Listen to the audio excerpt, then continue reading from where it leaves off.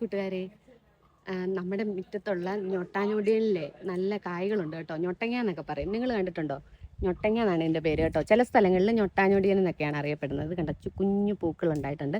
ഇതിൽ നിറയെ കായ ഉണ്ടാകും കേട്ടോ. പക്ഷേ പഴുത്ത് കഴിയുമ്പോഴത്തേക്ക് ഇത് ഒരു മഞ്ഞ കളറാവും, ലൈറ്റ് മഞ്ഞ കളറായിട്ട്. അതാണ് അതിൻ്റെ കളറ്. പഴുത്ത് കഴിഞ്ഞ് കഴിക്കാനാണെങ്കിൽ നല്ല ഒരു മധുരമാണ് കേട്ടോ, പുളിയോട് കൂടി ഒരു മധുരം. പക്ഷേ ഇവിടെ പഴുത്ത് കഴിഞ്ഞ് കഴിക്കാൻ വേണ്ടിയിട്ട് ആർക്കും കിട്ടാറില്ല. കാരണം എന്താണെന്ന് വെച്ചാൽ ചെറുതായിട്ടൊന്ന് പഴുക്കുമ്പോഴേ പിള്ളേർ വന്ന് പറിച്ചുകൊണ്ട് പോകും. നമ്മളിപ്പോൾ കണ്ടു വെച്ചേക്കുമായിരിക്കുമേ, ഇന്നിപ്പോൾ കണ്ട് അങ്ങോട്ട് പോയിട്ട് നമുക്ക് കഴിക്കാനായിട്ട് ഇച്ചിരി കഴിയുമ്പോൾ അത് പറിച്ച് തിന്നാന്ന് പറഞ്ഞിട്ട് വരുമ്പോഴത്തേക്ക് ഇതിൽ കാണത്തില്ല.